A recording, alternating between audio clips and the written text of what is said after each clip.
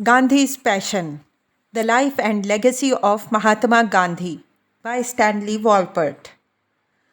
Gandhi continued to travel around India, speaking everywhere he stopped, unveiling statues and portraits of Gokhale, inaugurating schools, addressing Gujarati merchant societies from Madras to Karachi. His thoughts about the sins of untouchability evolved at this time, and he forcefully argued that this orthodox Hindu discrimination must stop. For the sake of our souls, our own good, we must repent. What is the practical solution? First, we must clearly realize that we have to attain not their salvation but ours by treating them as equals, by admitting them to our schools, etc. He had not, as yet, coined his brilliant new name for them, Harijans, children of God, but he insisted on integrating them into all ashram families and hoped that when India finally won freedom, a Harijan would become its first president. That visionary dream was fulfilled only after 50 years of independence, when Harijan born K.R. Narayanan was elected India's 10th president in 1997. Gandhi attended the annual Bombay Provincial Conference held in Ahmedabad in late October 1916 and supported the election of Jinnah as its president. It has chosen as president a person who holds a respected position, a learned Muslim gentleman. I know the president's job is like walking on the edge of a sword. I pray to God to grant him the necessary strength, wisdom, and ability to guide the work of this conference. Gandhi spoke in Gujarati, but Jinnah understood him very well. Immaculately attired as the successful Lincoln's Inn barrister he was, looking and sounding far more British than Indian. Jinnah, though 7 years younger than Gandhi, had also been Gokhale's political disciple and 2 years earlier had led a Congress deputation to Secretary of State Lord Crewe in London. His provincial Congress election and his brilliant success in uniting Congress and the Muslim League, the biggest Islamic association over which he presided, on a joint platform of national demands by year's end, positioned him uniquely as India's candidate to lead the nation to full dominion status after the end of World War I. That December, Gandhi presided over the All India Common Script and Common Language Conference, insisting that Hindi should be India's common language, feeling now that whenever he spoke English, I am committing a sin. He also attended the Lucknow Congress and argued that unless Congress business was conducted in Hindi then rather than English, Swaraj was not possible. In provincial matters, the provincial languages may be used, he conceded, but national questions ought to be deliberated in the national language only.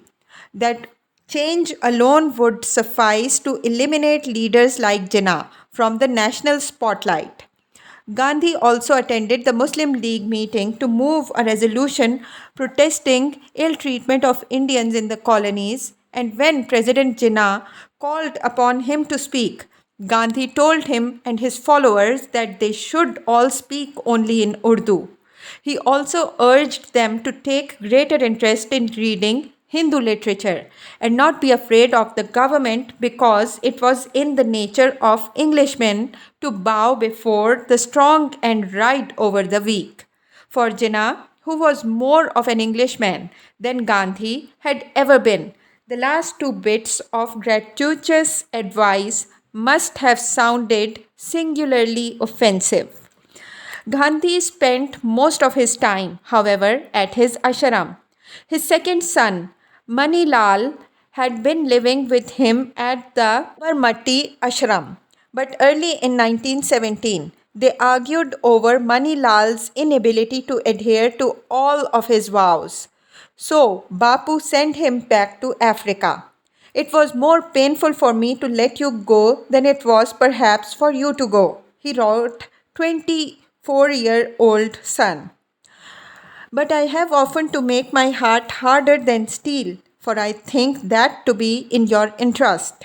Soon after a despondent Manilal reached Phoenix, he got so sick that he could not work. So Gandhi wrote again, this time to prescribe proper treatment for your cough. Deep breathing and a teaspoonful of olive oil will suffice. It can be taken mixed with a tomato. If you can give up tea, coffee, and cocoa, that will help. Keep up your studies in the way I have shown you. Do not give up doing sums. The same about Sanskrit.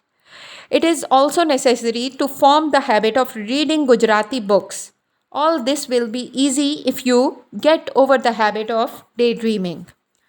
Several indigo laborers and their lawyers had appealed to Gandhi during the Lucknow Congress, begging him to come to Champaran district in what is now Bihar state to help the miserably exploited peasants there, who cultivated the rich blue dye plant indigo in the shadows of the Himalayas.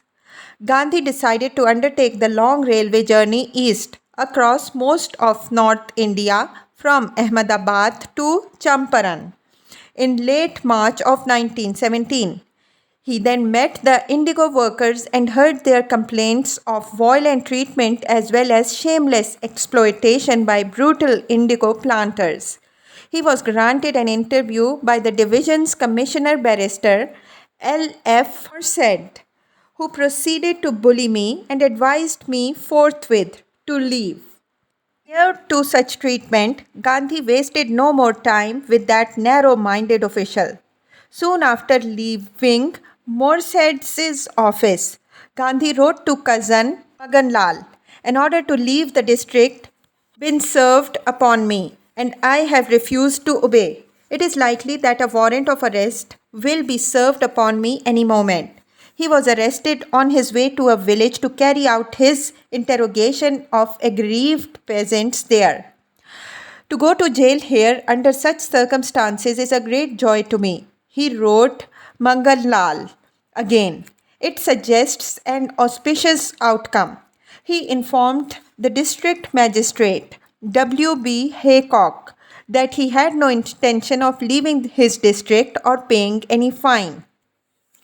Then, from the district magistrate's office, he wrote Viceroy Lord Chelmsford, Private Secretary Maffei.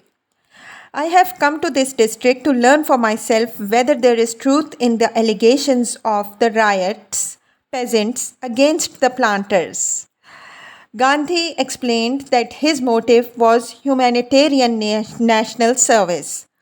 The evidence he had been given to examine convinced him that the planters had used illegal force to enrich themselves at the expense of the riots.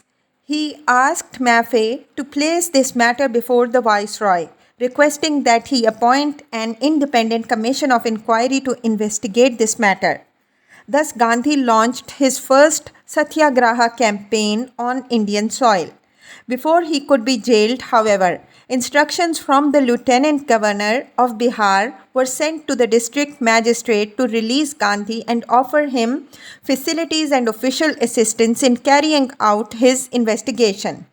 Charlie Andrews and Pearson, as well as Henry Pollock, had all been hard at work talking to their friends in Calcutta, Allahabad, and Simla, and both Congress and Muslim League leaders were active on his behalf. The work here is enormous. Gandhi wrote to Mahatma Ram, who had just changed his name to Swami Pant. Tyranny by God's grace will end. He now expected to remain in Champaran for at least 4 months. Each day he visited indigo workers in their village homes, and he and his assistants recorded their statements about the hard working conditions they were forced to suffer. What Gandhi soon discovered, of course, was that This exploitation of Indian peasants by planters and large landowners was hardly limited to one district of Bihar. He was not ready, however, to lead a nationwide satyagraha against rural inequities and violations of law. Adhering to the fixed rule of satyagraha he had established in South Africa, he never expanded his original goal, focusing his yogic powers instead on the single target he had chosen. No stone is being left unturned, Gandhi reported, even as he acknowledged his limited goal in doing so. The desire is, by inviting the government to deal with the planters firmly, to avoid the publication of a report which is bound to stagger India. But when he turned over those heavy stones in Bihar, multiple social problems swiftly emerged, from starving children forced to work all day instead of receiving minimal education, to women suffering every indignity of the poor and helpless, to misshapen men bent low and disfigured by goiter growths, too timid to complain of the virtual slavery in which they were kept. The indigo planters did their worst to quash the mission, intimidating their riots, warning them not to testify, bullying most, bribing some. Yet they were unable to stop the full revelation released by Gandhi's presence and personal fearlessness. As he had suggested to the Viceroy, an independent commission to be chaired by Sir Frank Sly was soon appointed by Lieutenant Governor Sir Edward Gate, who invited Gandhi to be a member. Gandhi naturally agreed to serve, and though physical intimidation, including arson, was used by several of the worst planters to derail the commission's work, the findings were fair, abolishing the system of exploitative slavery that for almost a century had forced ryots to work without compensation for their planter landlords. Here, I am being showered with love, Gandhi reported to Magan Lal from Bihar. This early adventure in remote rural Bihar induced Gandhi to return there in the final anguished years of his life, seeking again that shower of love, those glorious highs he experienced in the first victorious struggle waged in India's epic heartland of Rama and Sita, where the mythical golden age of righteous Ram Rajya, Rama's rule, was born. In the summer of 1970, the governor of Madras arrested Annie Besant, who had started her own Home Rule League. The charge against her was sedition, and by arresting her, the governor turned her from a nuisance into a martyr and national hero. Shortly after her release, Mrs. Besant was chosen to preside over the annual session of the Congress that December. Gandhi's reaction affords a glimpse into his own evolving strategy. In July, Gandhi wrote to warn the Viceroy that Mrs. Besant's arrest was a big blunder. He stated, "Many of us have respectfully differed from Mrs. Besant, but all have recognized her power and devotion. I plead with all the earnestness I can command to acknowledge the blunder, withdraw the orders of internment, and to declare that the country has the right to carry on any propaganda that is totally free from violence." Failure to reverse her internment, Gandhi feared, would result in the spread of a cult of violence, which, he said, his life was dedicated to preventing. "I have presented to the youths and to Indians in general a better and more effective method, and that is the method of soul force or truth force or love force. It involves self-suffering, and that alone no government in the world can afford continually to imprison or molest innocent men." In a letter to his Danish Christian friend Esther Faring, Gandhi expanded on this argument while answering questions she raised concerning Jesus' non-violence. "I think the command of Jesus is unequivocal. All killing is bad. He who is filled with pity for the snake and does not fear him will not kill him. The state of innocence is the one we must reach, but only a few can reach it. A nation to be in the right can only fight with soul force. Such a nation has still to be born. I had hoped that India was that nation. I fear I was wrong. The utmost I expect of India is that she may become a great restraining force. That August, Gandhi met young Mahadev Desai, who was to become his personal secretary and disciple for the next quarter century. I have found in you just the type of young man for whom I have been searching for the last 2 years, Gandhi told him after watching him for 3 days.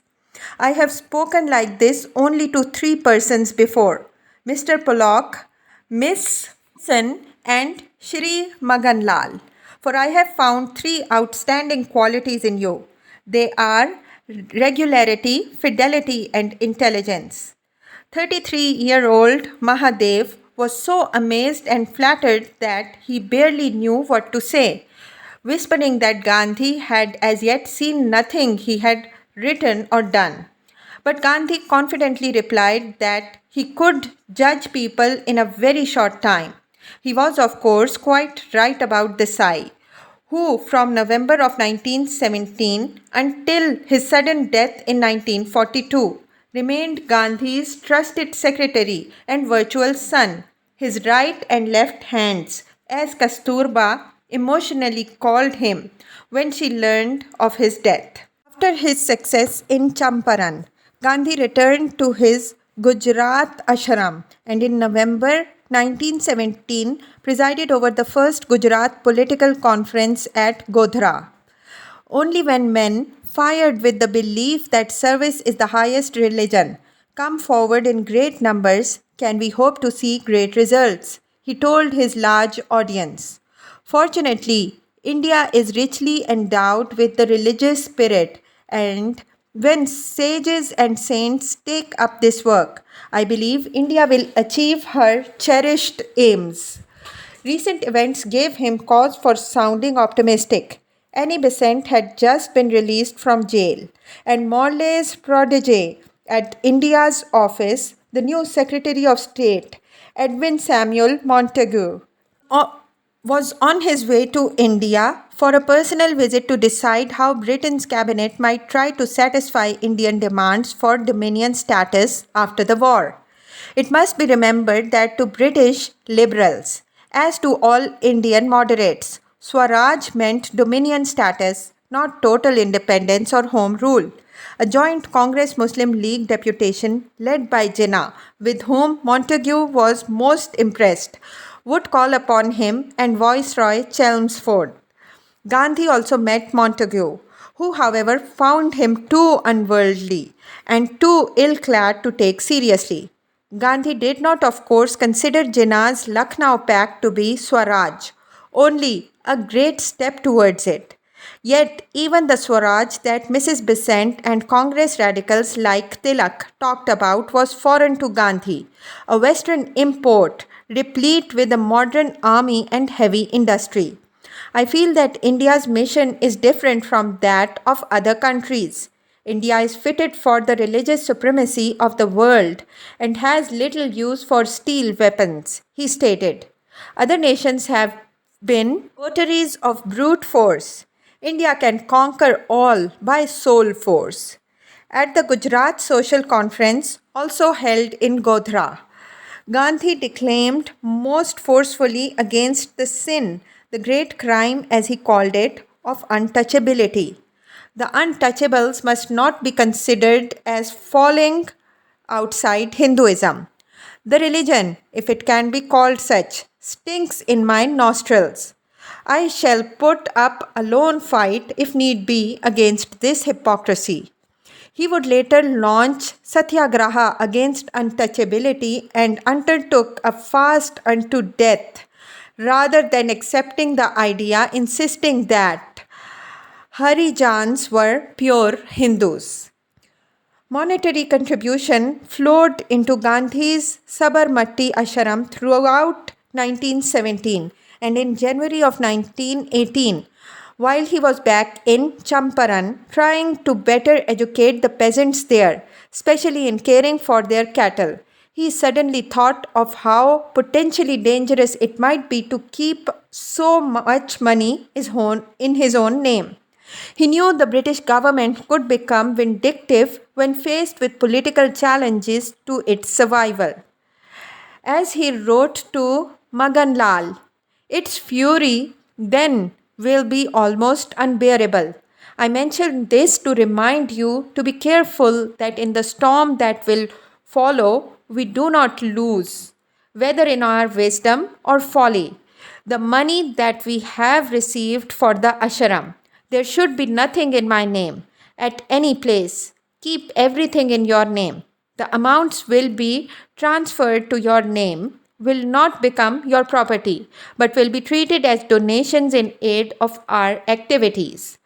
Gandhi's practical wisdom and economic shrewdness is rarely revealed as clearly as in this letter to his cousin, manager of the ashram. Indeed, in that same letter, he comments on the importance of this ashram's focus on its handloom production of cloth.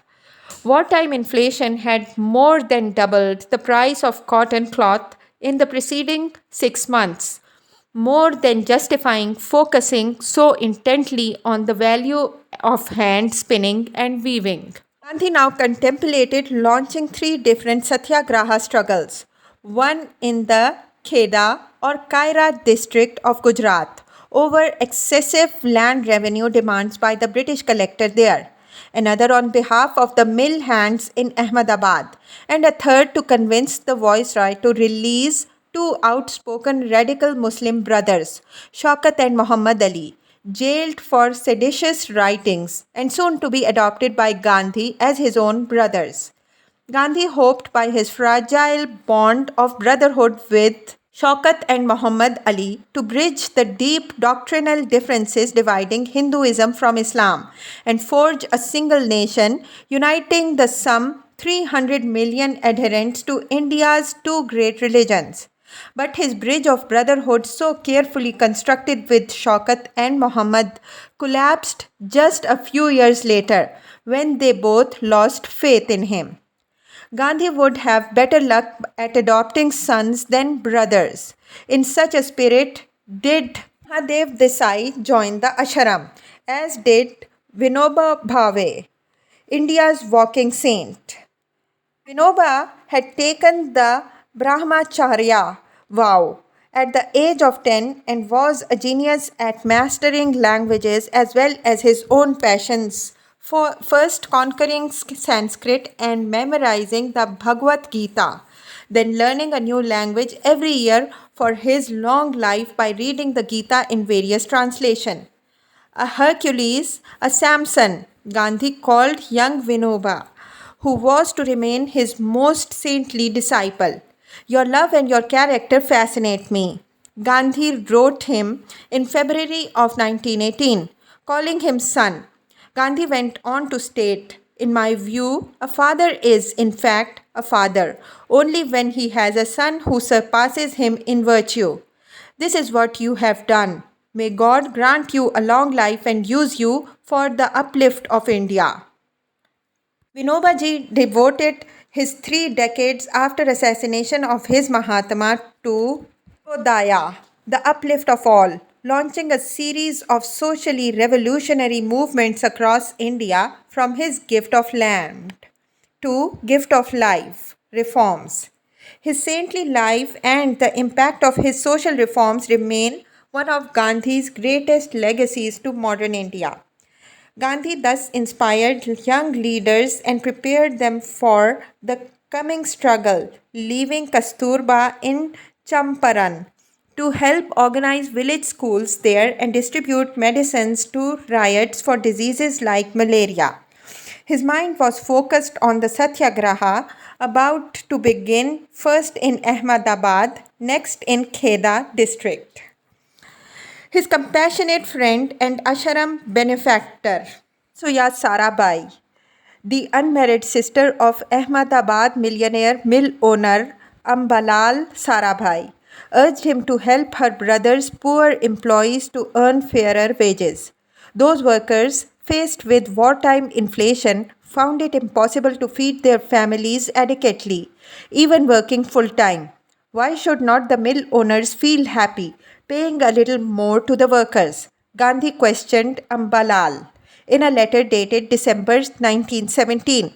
There is only one royal road to remove their discontent, binding them with the silken thread of love. Gandhi argued, adding that Sayabahan's suffering placed her brother under a double obligation to please the workers and earn a sister's blessings.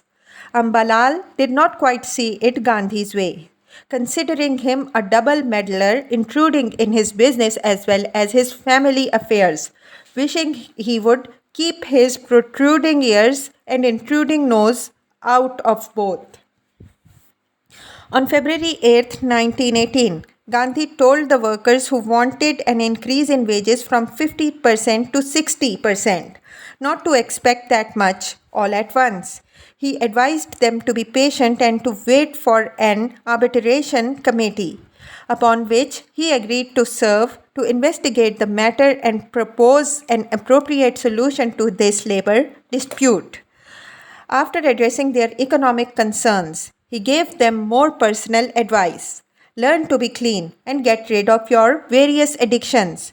Gandhi told the workers, urging them to see that their children all got an education.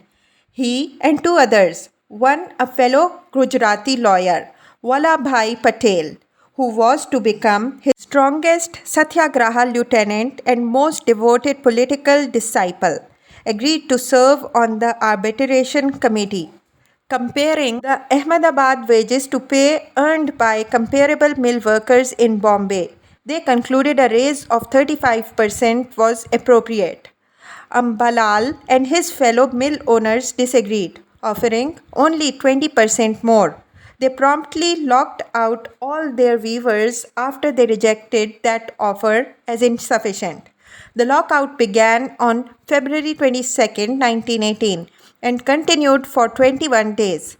Gandhi spoke daily to all the striking workers, reminding them of their pledges never to resort to violence or seek alms, training them in the techniques of self-suffering essential to waging satyagraha and the peaceful resolution of any dispute.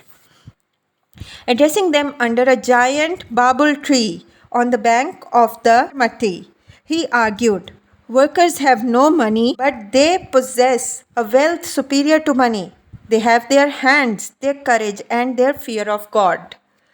He taught them how best to busy themselves during the strike so as not to weaken or turn to harmful habits like gambling or sleeping all day. He urged them to learn cabinet making or tailoring or some subsidiary occupation to help them earn a livelihood, to study languages or to repair and clean their own houses or compounds. Such occupational therapy helped to lift their sagging spirits. Gandhi vowed to help free and clothe the striking workers if any or all of them were reduced to starvation during the lockout. Nusia Bahen reminded them of faith and her promise to stand by the strikers as well. On March 1, 1918, he wrote a dear friend letter to Ambalal Sarabhai. If you succeed, the poor you already suppressed will be more abject than ever, and the impression will have been confirmed that money can subdue everyone. Is it your desire that the workers be reduced to utter submission? Do you not see that in your failure lies your success, that your success is fraught with danger for you? Kindly look deep into your heart, listen to the still small voice within, and obey it. I pray you. He would much later address several viceroys and prime ministers in exactly the same way, always treating those opposing him in any struggle he launched as a dear friend. Gandhi never tired of pleading with the opposition to change course or abandon stubborn adherence to falsehood and evil ways. The sweet reasonableness of his argument softened the hardest of hearts, and if it did not immediately lead to victory, it often diminished the length of each struggle and at times even achieved conversions to goodness and a recognition of the truth of his arguments. As the strike went into the third week, Gandhi visited the homes of the locked out workers, finding filth and improper ventilation in all and dirt in the narrow alleys of the impoverished quarter near the closed mill. The weavers' children wore ragged and filthy clothes, and none of them went to school. Pained at the extreme poverty he witnessed, Gandhi realized that even if the workers' wages were doubled, their lives would remain wretched. These Gujarati Hindus he served in his own beloved Ahmedabad were as poor and miserable as many he had seen in Champaran.